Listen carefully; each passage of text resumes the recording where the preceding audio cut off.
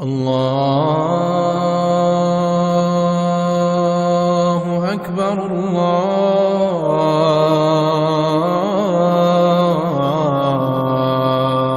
أكبر.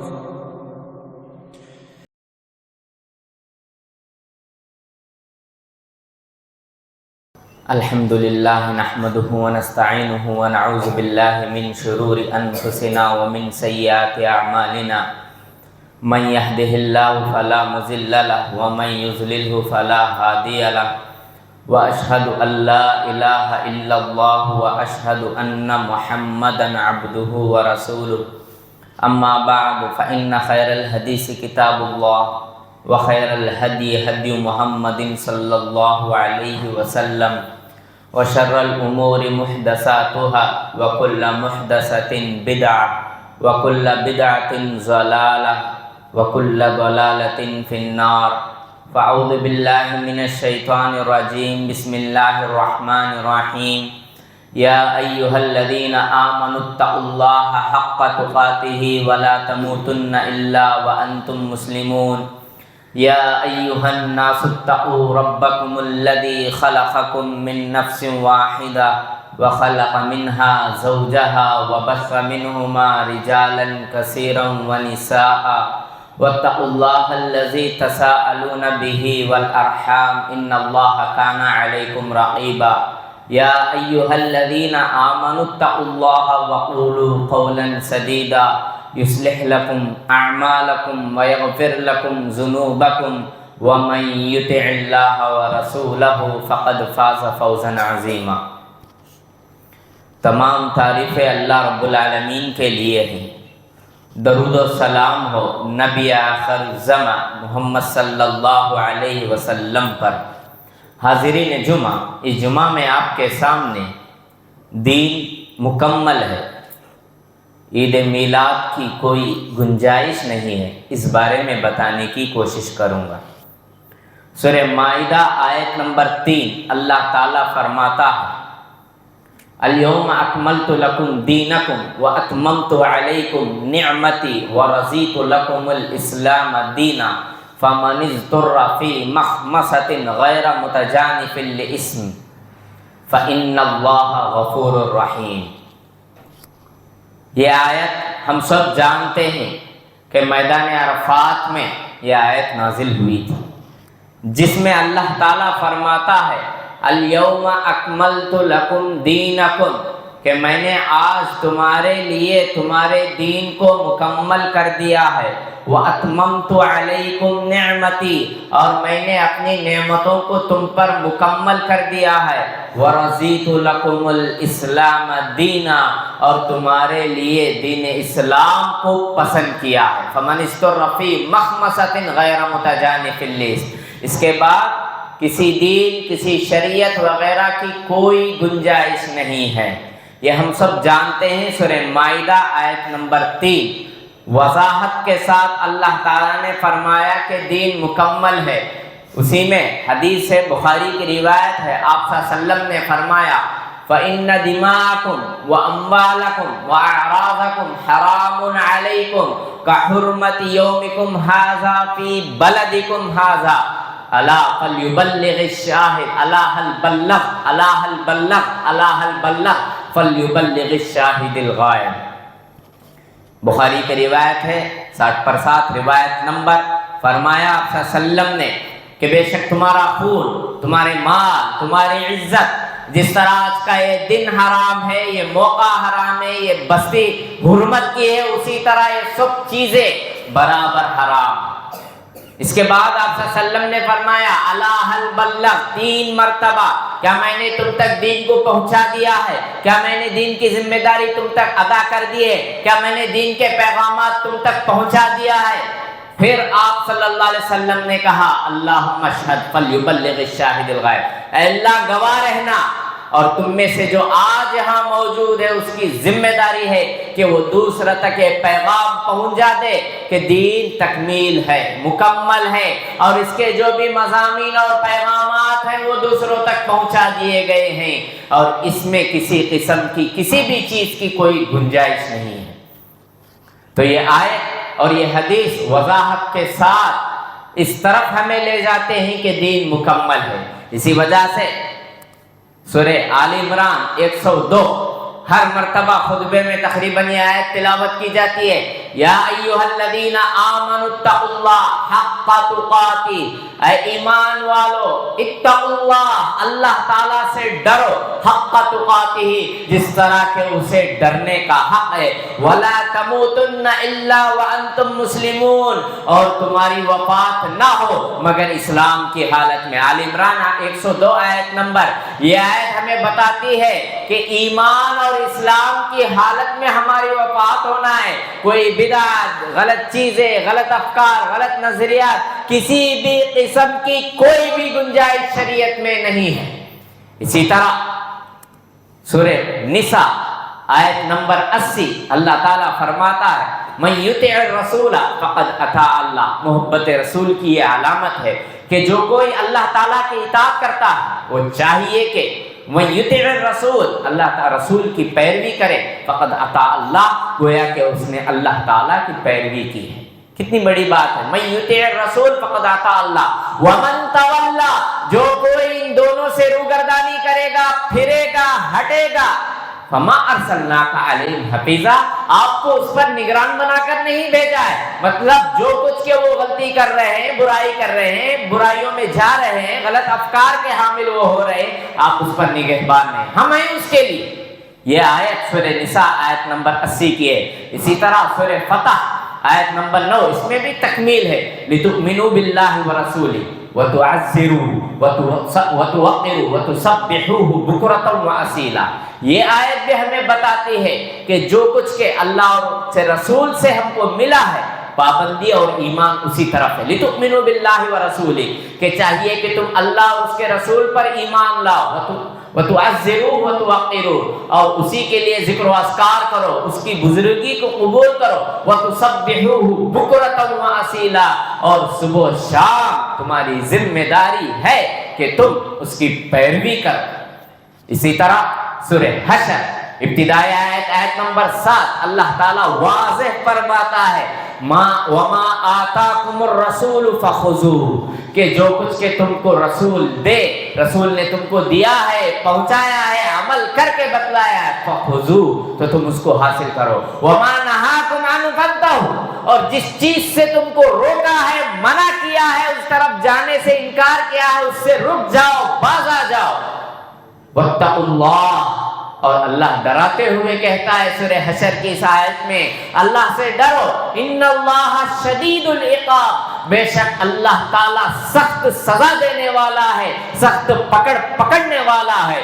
یہ آیت ہمیں بتاتی ہے وضاحت کے ساتھ کہ اللہ اور اس کے رسول نے جس چیز کے کرنے کا حکم دیا ہے اس کو کرنا ہے، اور جس چیز سے رک جانے کا حکم دیا ہے اس سے رک جانا ہے۔ اور یہ آیت کوٹ کرتی ہے کہ شریعت مکمل ہے، تکمیل ہو چکی ہے، اس میں کسی بھی قسم کی کوئی بھی چیز، چاہے وہ کتنی ہی اچھی کیوں نہ ہو، کتنی دل فریب خوشگوار ہی کیوں نہ ہو، اس میں شامل کرنے کی کسی قسم کی ضرورت نہیں۔ تکمیل کا اعلان ہو چکا، ساری چیزیں آ چکی ہیں، احکام ہیں، نظریات ہیں، فتاوے، سب کچھ ہیں۔ اس کے بعد کسی بھی قسم کی نئی چیز بدعت سمجھی جائے گی جو کہ شریعت میں منافی ہے۔ اسی وجہ سے بخاری کی روایت ہے، فرمایا آپ صلی اللہ علیہ وسلم نے، ان الدین یسر ولن یشاد الدین احد الا غلبہ فسددوا وقاربوا وبشروا۔ کتنی بڑی بات کہ آپ صلی اللہ علیہ وسلم نے فرمایا کہ دین آسان ہے، اگر کسی نے دین میں سختی کی، زیادتی کی، اپنے طرف سے کچھ نہ کچھ اضافہ کیا تو دین اس پر غالب آیا، یعنی یہ ہے کہ وہ راستے سے ہٹ گیا، بھٹک گیا، منکرات میں چلا گیا۔ سدیدو، تم سنت کو قریب سے جانو، مضبوطی سے پکڑ لو، وقاربو، اور قریب ہو جاؤ، وابشرو، اور ایک دوسرے کو خوشخبری دو کہ کتنے احکامات بہترین ہیں، اچھائیاں ہیں، دین تکمیل ہو چکا ہے، اور یہ آسانیاں اس میں ہیں، موجود ہیں۔ اور اس کے بعد فرمایا آپ صلی اللہ علیہ وسلم نے کہ تم عبادت کرو صبح و شام اور رات کا کچھ وقت۔ یہ بخاری کی روایت ہے، روایت نمبر 30 پر 9۔ تو یہ احادیث اور یہ آیتیں دین کی تکمیل کا اعلان کرتے ہیں۔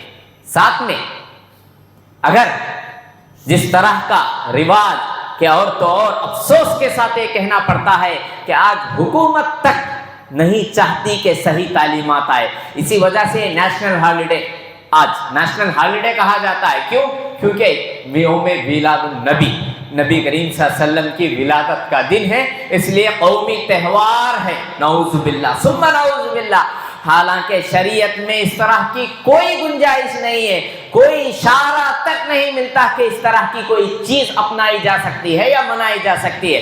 خلفائے راشدین کا زمانہ گزرا، پھر اس کے بعد تابعین کا، تبع تابعین کا، سلف کا، کہیں بھی اس طرح کی بوباس نہیں ہے. بلکہ اگر کسی نے کچھ کیا، صحابہ نے دیکھا تو سختی سے روکا. 2-3 مثالیں میں بتاتا چلوں. حضرت معاویہ رضی اللہ عنہ ایک مرتبہ کعبے کا طواف کرتے ہوئے 2 رکنوں کو اشارہ کرنا ہے. رکن یمانی ایک ہے اور حجر اسود کو ہے، اس کے علاوہ نہیں. تو معاویہ رضی اللہ عنہ نے کیا کیا؟ 4 رکنوں کو بھی اشارہ کیا، چھوا.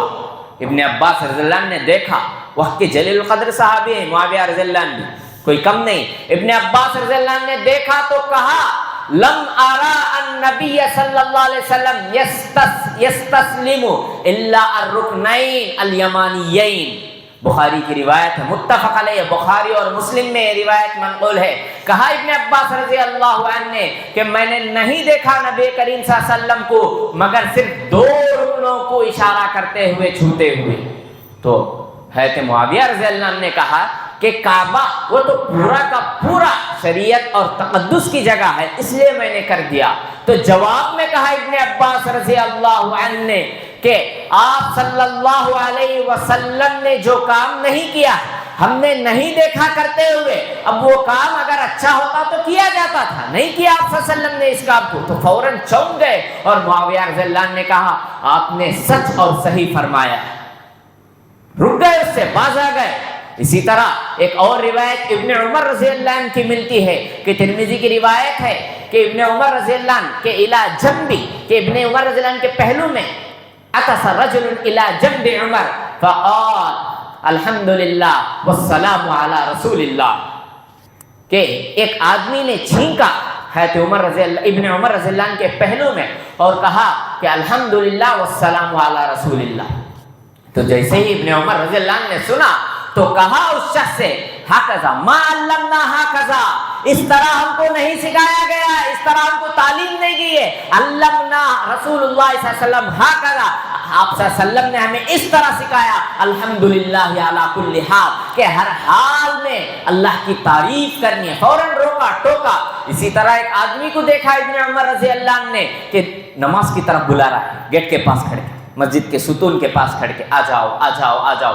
یہ تو کہیں بھی نہیں، سب معلوم ہے، جانتے ہیں، حالانکہ اچھی چیز ہے، لیکن کہا کہ یہ بدعت ہے، یہ بدعت ہے. وضاحت کے ساتھ کہا ابن عمر رضی اللہ عنہ نے. اسی طرح دارمی کی روایت ہے عبداللہ ابن مسعود رضی اللہ عنہ نے کچھ لوگوں کو دیکھا کہ وہ کنکریوں کو جمع کر 100 مرتبہ سبحان اللہ، 100 مرتبہ لا الہ الا اللہ، 100 مرتبہ الحمدللہ کہہ رہے تھے.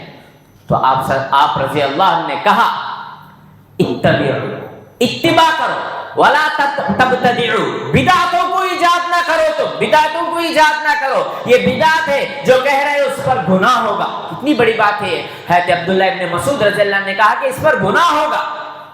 تو لوگ چونک گئے اور کہا آپ رضی اللہ عنہ، ابن مسعود رضی اللہ عنہ نے شریعت نے جس چیز کا حکم دیا ہے اس کو تم کرو، اور اس طرح کی چیزوں کی کہیں بھی شریعت میں گنجائش نہیں. اگر بہتر ہوتا تو ہم دیکھتے آپ صلی اللہ علیہ وسلم کو کرتے ہوئے. ابھی صحابہ کرام زندہ ہیں اور زندگی ان کی موجودگی میں اس طرح کا عمل اللہ برباد کرے، خسارت کرے. اتنے واضح الفاظ میں ابن مسعود رضی اللہ عنہ نے لوگوں کو منع کیا.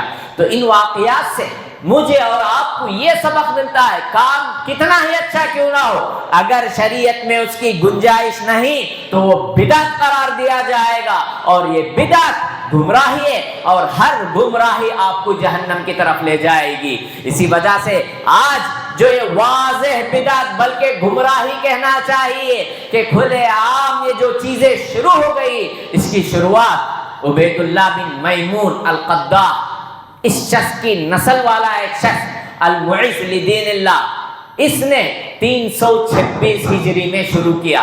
یاد رکھیے اس تاریخ کو, 326 ہجری میں المعز لدین اللہ نے شروع کیا تھا اس بدعت کو, یعنی میلاد النبی کو. لیکن اس کے کچھ سالوں کے بعد 460 پر 5 میں واصل, یہ ایک شخص تھا اوصل ابن امیر, انہوں نے اس کو بالکل کالعدم بلکہ ختم ہی کر دیا تھا کہ یہ چیزیں شریعت میں کہیں نہیں ملتی ہیں. لیکن بدعت اور گناہوں میں ایک لچک جیسا کہ ہوتی ہے.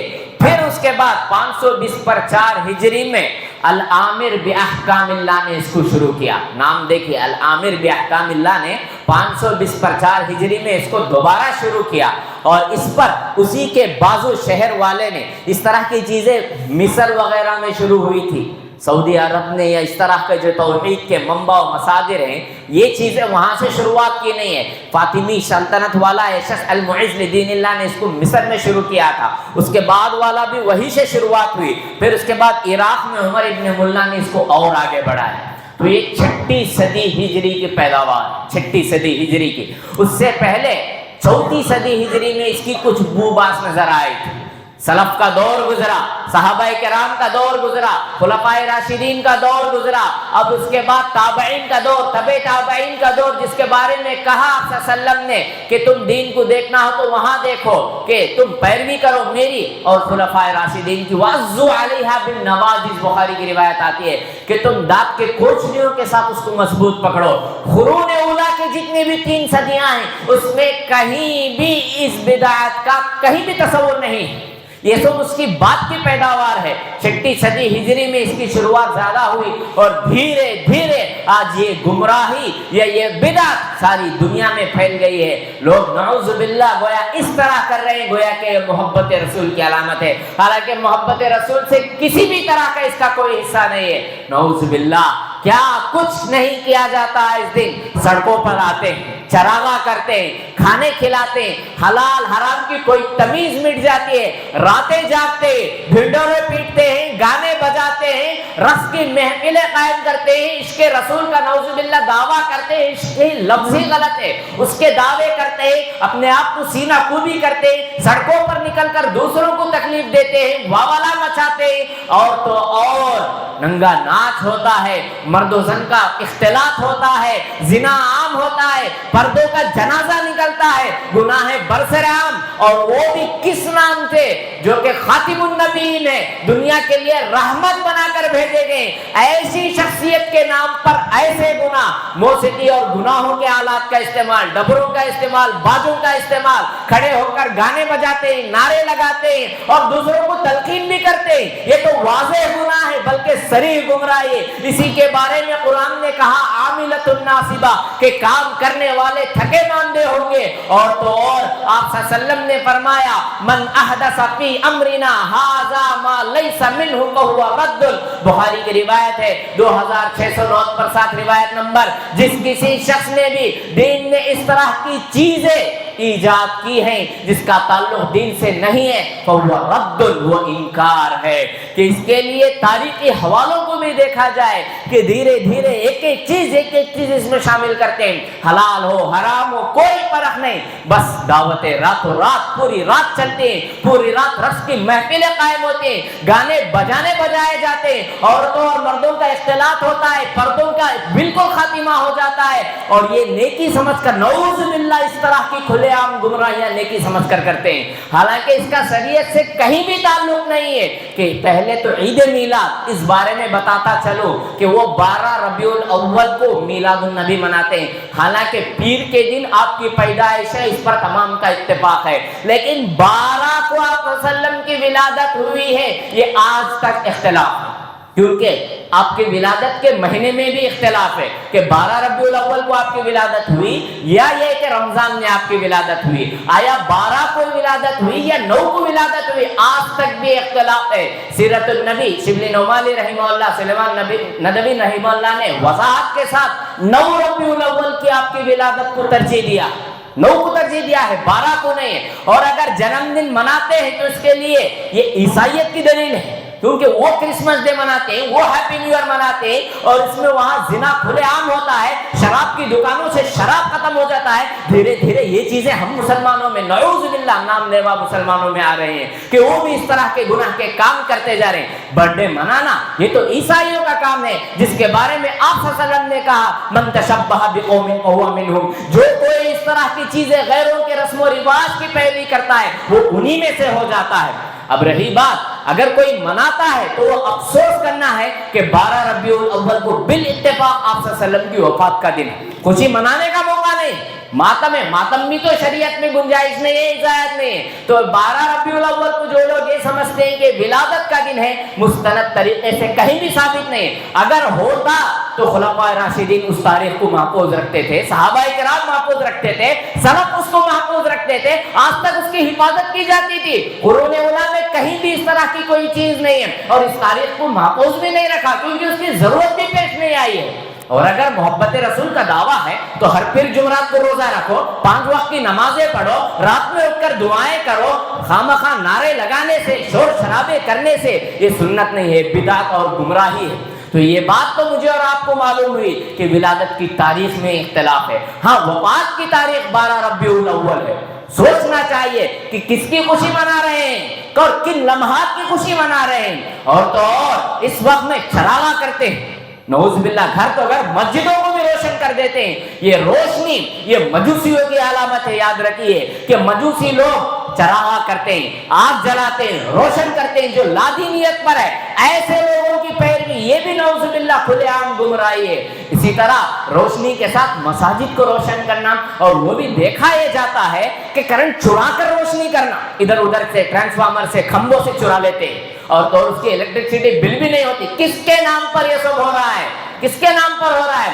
حالانکہ معمولی چیز میں بھی اس طرح کی تہوار سے آپ صلی اللہ علیہ وسلم نے منع کیا ہے کہ روشنی, اس طرح کے آگ, یہ سب چیزیں نہیں ہونا ہے. اور دوسری طرف پوسٹرز لگاتے ہیں, دعوے دار پوسٹرز لگاتے ہیں. یہ پوسٹر لگانا یہ غیر اسلامی دلیل ہے. یہ تو سیاسی لوگوں کی اداکاری ہے, سودے بازی ہے. جھنڈے وغیرہ لگانا, پوسٹر لگانا, جو کہ 2-4 دنوں کے بعد گٹر میں, نالیوں میں, موہریوں میں یہ توہین رسالت ہے کہ لگاتے ہیں بڑے زور و شور سے پوری گلی راستوں میں. 2-4 دنوں کے بعد وہ نالیوں کے حوالے, موہریوں کے حوالے, گندے گندے جگہ پر وہ پڑے آتے ہیں. نام رسول کا ہے, اللہ کا ہے, یہ تو رونگٹے کھڑے ہو جانے والی بات ہے. پہلے تو روکا گیا, ہرگز اس طرح کی کوئی چیز نہیں ہے شریعت میں. اسی لیے یاکم البدع کہ فإن أحدث الأمور, ہر مرتبہ تقریر میں یہی ہوتا ہے کہ وشر الأمور محدثاتها وكل محدثة بدعة وكل بدعة ضلالة وكل ضلالة في النار. نسائی 1550 پر 6 روایت نمبر کہ شر الامور یعنی معاملات میں سب سے برے امور وہ ہیں جو نئے کاموں کا ایجاد کرنا ہے. وكل محدثة بدعة, ہر نیا کام بدعت ہے. وكل بدعة ضلالة, ہر بدعت گمراہی ہے. وكل ضلالة في النار, اور ہر گمراہی کی سزا جہنم ہے, وہاں پر جہاں حولتا ہوا آگ اور کھولتا ہوا پانی انتظار میں ہے. دیکھیے کہ شریعت کے کام وہ بھی کس کے نام پر کر رہے ہیں اس طرح کی گمراہیاں. سوچنا چاہیے کہ یہ چیزیں مجوسیوں کی دین, عیسائیوں کی دین, یہودیوں کی دین جو دھیرے دھیرے رچ بس رہا ہے اور قومی تہوار کے نام پر منایا جاتا ہے. حالانکہ ان باتوں سے, ان دلائل سے یہ بات وضاحت کے ساتھ ہے کہ دین اسلام میں اس کی کوئی گنجائش نہیں ہے اور اس کا کوئی حصہ نہیں ہے. کان لأہل الجاہلیت عیدان من کل سنۃ تلعبون فیہما فلما, یہ جاہلیت میں مسلمانوں کے پاس جو ان لوگ وہاں تھے 2 عیدیں تھے, تلعبون فیہما, جس میں وہ لوگ کھیلا کرتے تھے. فلما, جب رسول صلی اللہ علیہ وسلم آئے تو کہا کان لکم عیدان تلعبون فیہما قد ابدلکم اللہ بہما عید الفطر وعید الاضحیٰ. یہ نسائی کی روایت ہے 1550 پر 6 کہ اس میں آپ صلی اللہ علیہ وسلم نے فرمایا کہ تمہارے لیے 2 دن سال میں ہوا کرتے تھے جس میں تم کھیلا کرتے تھے. اللہ تعالیٰ نے ان 2 دنوں کو بہترین 2 دنوں سے بدلا ہے. وہ کیا ہے؟ عید الفطر ہے اور عید الاضحیٰ.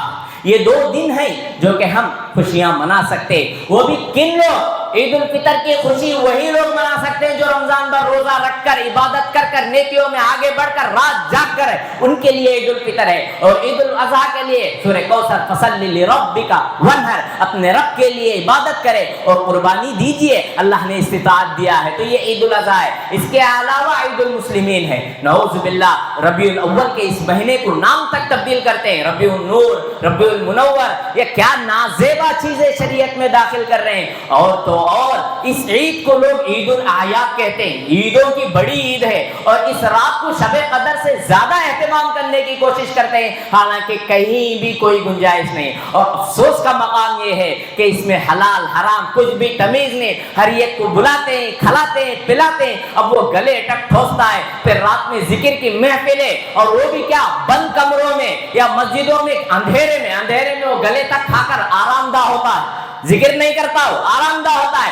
پھر فجر نماز بھی چٹ, ظہر بھی چٹ. کیوں؟ رات بھر جاگا ہے, سڑکوں میں پھرا ہے, گھوما ہے, عیاشی کیا ہے, گناہوں کی چیزیں کیا ہے. تو پھر کہاں سے اسے فجر کی توفیق ہوتی؟ فجر چھوڑ کر سو جاتا. حالانکہ 5 نمازیں یہ فرائض میں داخل ہیں. عیدین یہ ہیں ہمارے پاس عبادت کی چیزیں. اس طرح کی چیزیں یہ کہنا یا اس میں حصہ لینا, قرآن واضح کہتا ہے عاملۃ الناصبہ, کہ اس طرح کے کام کاج کرنے والے قیامت کے دن کیسے رہیں گے؟ پچھتاوے کے ساتھ کھڑے ہوں گے. ان کو ان کے کام کا بدلہ نہیں دیا جائے گا, بلکہ ان کی گمراہی پر پکڑ ہوتی ہے, سخت سے سخت سزا دی جائے گی. کیونکہ شریعت میں اتنے سالوں سے کہیں بھی اس طرح کی کوئی بھی چیز نہیں ہے کہ نہ صحابہ کرام نے کیا, نہ قرآن سے دلیل مل سکتی ہے, نہ سلف سے دلیل مل سکتی ہے. کہیں بھی ہمیں کسی بھی قسم کی دلیل نہیں ملتی ہے. اگر کوئی اس طرح کا کام کر رہا ہے تو سوچنا چاہیے کہ یہ گمراہی کی طرف میں جا رہا ہوں, اور وہ بھی کس ذات کے لیے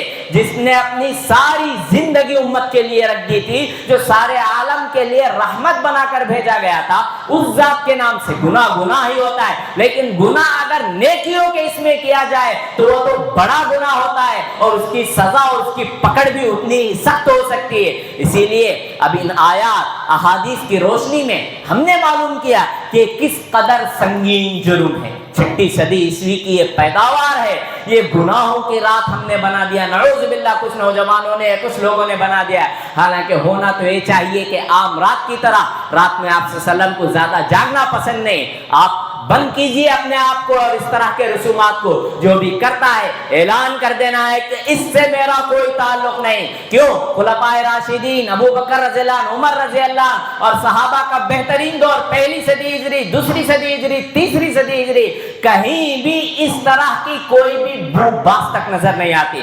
حالانکہ وہ لوگ سب سے زیادہ محبت رسول کے تھے, کہ محبت رسول رچ بس چکی تھی, کہ کوئی بھی چیز آپ صلی اللہ علیہ وسلم نے کیا ہو تو فوراً اس کو لپک کر لیتے تھے.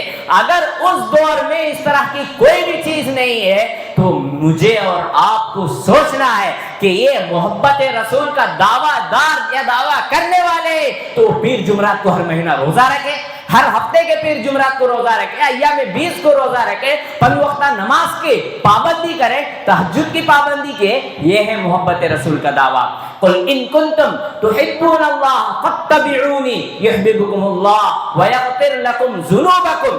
یہی کہا اللہ تعالیٰ نے آل عمران میں, قل ان کنتم تحبون اللہ, کہ اگر تم اللہ کی محبت کا دعویٰ کرتے ہو, فاتبعونی یحببکم اللہ, تو تم میری اتباع کرو, اللہ تعالیٰ بھی تم سے محبت کرے گا. تو یہ دعوے دار جو نعرے لگا کر سڑکوں پر دوسروں کو بھی تعزیت پہنچاتے ہیں, تکلیف پہنچاتے ہیں, اور تو اور اسلام کا غلط امیج پہنچا رہے ہیں, یہ تو واضح گناہ ہے, صریح گناہ ہے. کہ من احدث فی امرنا ھذا ما لیس منہ فہو رد, کہ اگر دین میں کوئی ایسی چیز کی شروعات کی ہے, ایجاد کیا ہے جس کا تعلق دین سے نہیں ہے تو وہ فہو رد, وہ انکار ہے. اور اسی طرح یہ غلو جو دین میں کر رہے ہیں, واضح آپ صلی اللہ علیہ وسلم نے فرمایا ایاکم والغلو فی الدین, کہ تم دین میں غلو کرنے سے بچو, کیونکہ دین آسان ہے اور دین کے لیے لا یکلف اللہ نفسا الا وسعہا, کہ واضح آیت قرآن کی تعلیمات یہ سب گواہی دے رہے ہیں